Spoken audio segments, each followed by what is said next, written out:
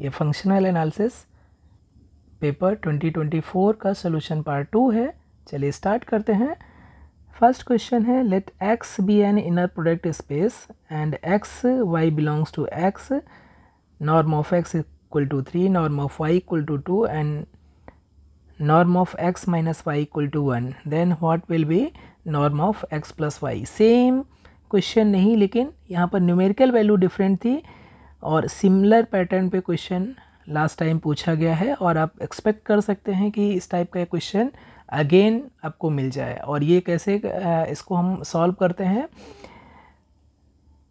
Norm of X, norm of Y, norm of X minus Y और norm of X plus Y को connect कौन करता है, connect करता है पैरेललोग्राम रूल, और वहीं से हम डायरेक्ट निकालते हैं। एक्स प्लस वाई का जो नॉर्म का स्क्वायर है वो एक्चुअली हो जाएगा 2 टाइम्स नॉर्म ऑफ एक्स का square plus norm of Y का स्क्वायर और minus norm of X minus Y का स्क्वायर हो जाएगा। इसलिए सबकी वैल्यू रख दीजिए। ये पैरेललोग्राम आइडेंटिटी है, क्योंकि इनर प्रोडक्ट स्पेस है, इनर प्रोडक्ट स्पेस में पैरेललोग्राम आइडेंटिटी हमेशा होल्ड करती है। तो ये 9 हो जाएगा और प्लस 4 हो जाएगा और माइनस 1 हो जाएगा और ये वैल्यू हो जाएगी 25। इसलिए जो नॉर्म ऑफ x प्लस 5 है, जो कि x प्लस वाई है, ये कितना हो जाएगा 25 का स्क्वायर रूट पॉजिटिव वैल्यू के साथ 5 हो जाएगा। ऑप्शन ए यहाँ पर करेक्ट हो जाएगा। Next question, let x and y be norm linear space and d subset of x, then linear transformation from d to y is closed if and only if. Actually closed map और इसके graph के बीच में मुझे नहीं याद आ रहा है कि कोई कनेक्शन होता है इन जनरल। इनफैक्ट अगर t यहाँ पर कंटिन्यूअस होता है और d यहाँ पर सबसेट है x का, अगर यहाँ पर एक्चुअली d और y दोनों बना के स्पेस होते हैं, उस केस में एक क्लोज्ड ग्राफ थ्योरम है। वो क्या कहता है कि अगर t दो बना के स्पेस में के बीच में कोई लीनियर ट्रांसफॉर्मेशन है जो कि बाउंडेड है, तो ये होल्ड करेगा, मीन्स कि कोई भी लीनियर ट्रांसफॉर्मेशन बाउंडेड होगा बिटवीन टू बना के space if and only if it's graph is closed. लेकिन यहाँ पर एक्चुअली ये क्लोज्ड मैप दिया है, ये t को बाउंडेड नहीं कह रहा है और ना ही d और y बना के स्पेस है। तो मेरे अकॉर्डिंग यहाँ पर जो करेक्ट ऑप्शन होना चाहिए, नन ऑफ दीज होना चाहिए। The rank of linear operator is actually dimension of its range space RT। Option C यहाँ पर करेक्ट होगा। Next question, which of the following set is orthonormal in R3। R3 में orthonormal set हमें देखना है।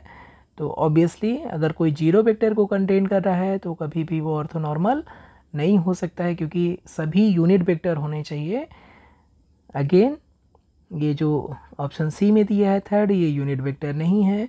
यहाँ पर भी जो दिया है कोई भी वेक्टर यूनिट वेक्टर नहीं है। Actually correct option number B हो जाएगा। सारे यूनिट वेक्टर हैं और सारे ऑर्थोनॉर्मल हैं, ऑर्थोगोनल हैं ईच अदर। एक अलोंग x एक्सेस है, एक अलोंग y एक्सेस है और एक अलोंग z एक्सेस है unit vector. Next question, let y be a linear subspace of norm linear space X and let f be a functional defined on Y, then f can be extended to a functional f defined on the whole space X such that norm of f equal to norm of capital F। इस जो result है, इस result को बोलते हैं हान-बनाक theorem या हान-बनाक extension theorem. Option A यहाँ पर करेक्ट हो जाएगा। नेक्स्ट है the dual space of LP space. तो LP स्पेस का जो डुअल स्पेस होता है LQ स्पेस होता है, जहाँ पर 1/p plus 1/q equal to 1 होता है और PQ को, ऐसे PQ को कॉन्जुगेट बोलते हैं। तो LP का जो डुअल स्पेस है वो LQ हो जाएगा। ऑप्शन नंबर सी यहाँ पर करेक्ट हो जाएगा। Next question, Hilbert space H is separable if it has a countable dense set। कोई भी एक्चुअली मीट्रिक स्पेस या कोई भी स्पेस सेपरेबल कहलाता है जब इसके पास काउंटेबल डेंस सेट हो जाए। तो ये एक्चुअली करेक्ट हो जाएगा statement. It has a complete orthonormal basis, और ये कंडीशन इक्विवेलेंट होती है it has a complete orthonormal basis. Complete orthonormal basis जो भी स्पेस रखेगा वो हमेशा सेपरेबल हो जाएगा, वो हिल्बर्ट स्पेस हमेशा सेपरेबल हो जाएगा। तो यहाँ पर एक्चुअली दोनों ए और बी दोनों करेक्ट है, इसलिए करेक्ट ऑप्शन हमारा ऑप्शन नंबर सी हो जाएगा। यहाँ पर मैं एक रिज़ल्ट मेंशन कर रहा हूँ। एक्चुअली ये सीमंस की JF सीमंस की बुक में मिल गया है, सॉरी GF सीमंस है, GF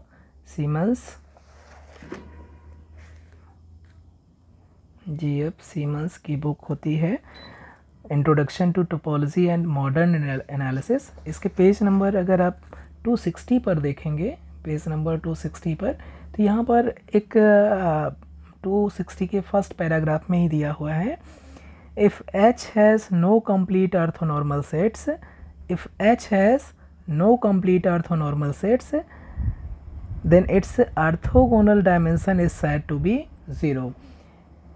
इस पेपर में कहीं पर ऑर्थोगोनल डायमेंशन से रिलेटेड क्वेश्चन पूछा है और कहा है कि ऐसा हिल्बर्ट स्पेस H जिसके पास कोई भी अगर ऑर्थोनॉर्मल कंप्लीट ऑर्थोनॉर्मल सेट नहीं है, यानी कि कंप्लीट ऑर्थोनॉर्मल बेसिस नहीं है, तो ऑर्थोगोनल डायमेंशन, मैंने करेक्ट ऑप्शन क्या किया था कि डजंट डिफाइंड, अनडिफाइंड है ये, इसका ऑर्थोगोनल डायमेंशन डिफाइंड नहीं होगा, जबकि इस बुक में दिया हुआ है कि एक्चुअली ये, इसको हम एज्यूम करेंगे कि उस केस में ऑर्थोगोनल डायमेंशन 0 हो जाएगा। तो correct option actually orthogonal dimension ऐसी सिचुएशन में जब उसके पास कोई भी कंप्लीट ऑर्थोनॉर्मल सेट एग्जिस्ट नहीं करता है, तो उस केस में ऑर्थोगोनल डायमेंशन 0 हम एज्यूम करेंगे। तो प्लीज़ उसको करेक्ट कर लीजिएगा। नेक्स्ट क्वेश्चन है uniform boundedness theorem. Uniform bounded theorem states that uniform boundedness theorem का जो करेक्ट स्टेटमेंट है, ये जो फर्स्ट दिया हुआ है, Ti is non empty set of bounded linear transformations of बनाक space B into a norm space N having the property that Tix is bounded subset of N for every x, then the set Ti is a bounded set। जो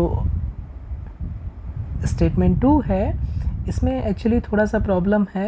यहाँ पर आप देख सकते हैं for every m belongs to m Tix is not bounded in x in n।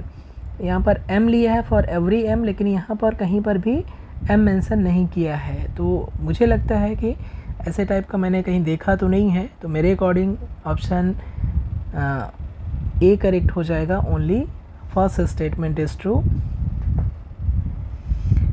Next question है if T be a continuous linear transformation of a norm linear space N into another norm linear space N dash continuous है, तो T is continuous at origin, T is bounded, image of closed unit sphere in N is bounded in N dash. ये सारी condition actually equivalent हो जाते हैं किसी linear transformation के continuous होने के।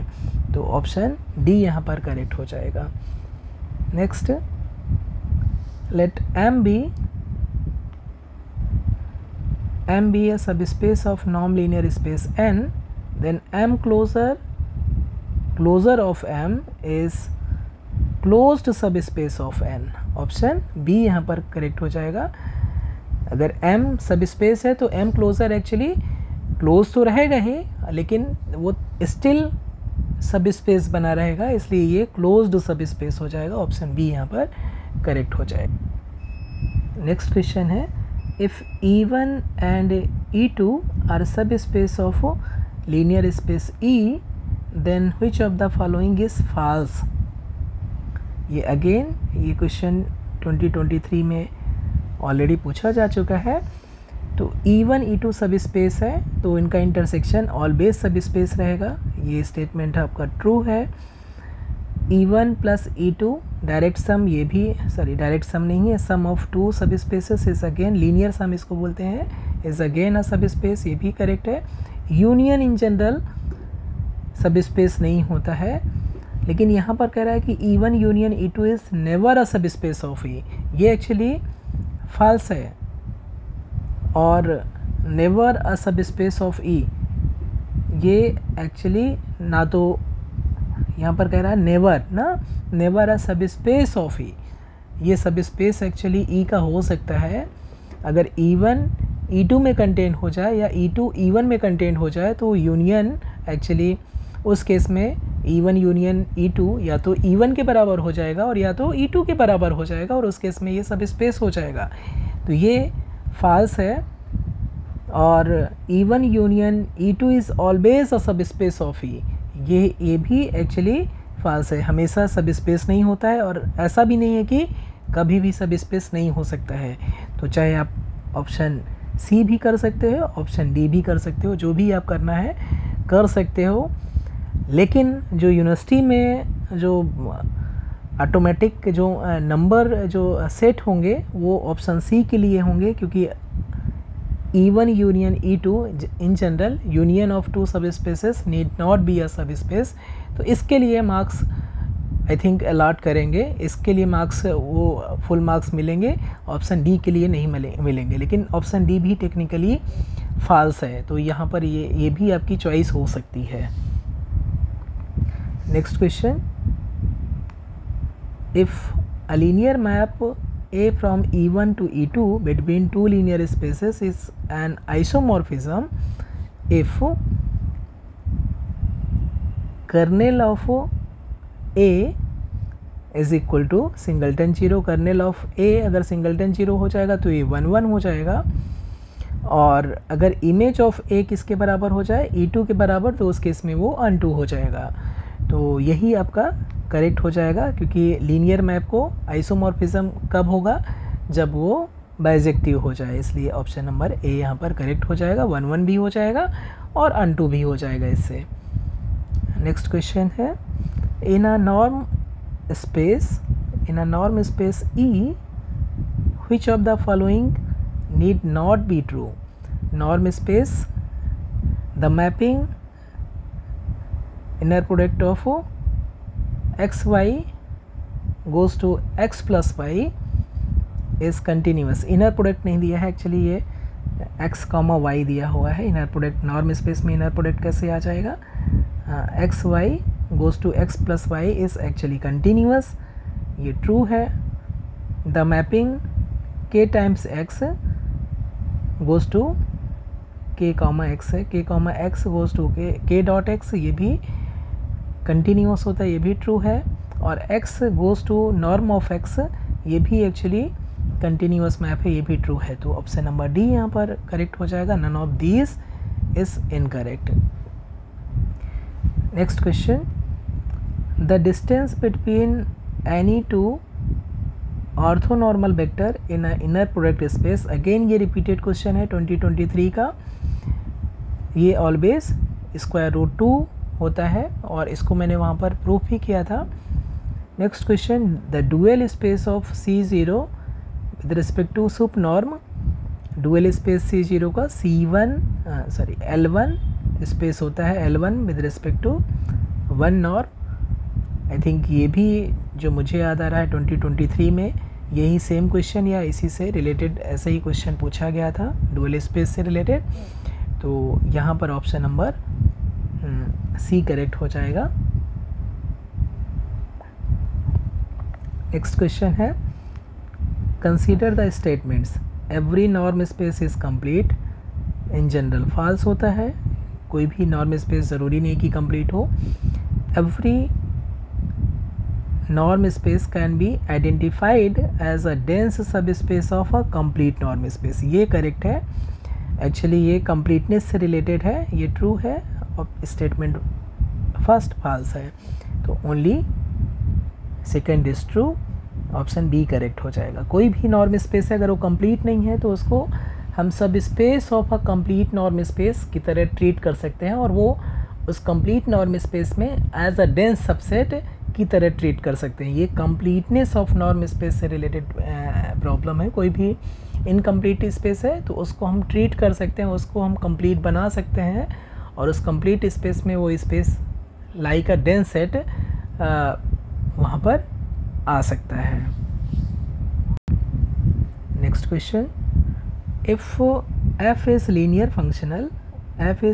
functional on a norm space X, then kernel of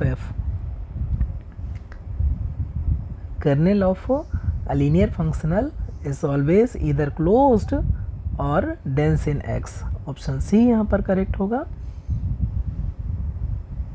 next question, if L1 and L2 are two subspace of a Hilbert space H, then which of the following is true। ये again question repeated है 2023 का। ये होता है L1 plus L2 का जो orthogonal complement है, ये आई थिंक इक्वल हो जाता है L1 orthogonal intersection L2 orthogonal के। ऑप्शन नंबर ए यहाँ पर करेक्ट होगा। Next question, if A from H to H is bounded linear operator on a Hilbert space H, इसमें ऑप्शन सी और option D तो आई थिंक ये incorrect हैं, ये दोनों नहीं हो सकते हैं, और ए और बी एक्चुअली दोनों आइडेंटिकल दिए हैं, तो आई थिंक ए और बी में से कोई भी आप एक चूज़ करेंगे तो वो करेक्ट होगा। नेक्स्ट क्वेश्चन है, two vectors x and y in Hilbert space are said to be orthogonal if inner product of this two vector is 0। ये भी रिपीटेड क्वेश्चन है 2023 का। ऑप्शन डी यहाँ पर करेक्ट हो जाएगा। दिस इक्वलिटी इज कॉल्ड, ये इक्वलिटी जो दी हुई है इसको क्या बोलते हैं, इसे बोलते हैं पैरेललोग्राम आइडेंटिटी या पैरेललोग्राम लॉ। ऑप्शन बी यहाँ पर करेक्ट हो जाएगा। तो इस पार्ट में इतना है, आगे के क्वेश्चन हम लोग नेक्स्ट पार्ट में करेंगे। Thank you so much. अगर आपको कहीं डाउट होता है तो कमेंट करें, वीडियो पसंद आए तो लाइक करें, अपने दोस्तों को भी शेयर करें और हमें सपोर्ट करें। Thank you so much.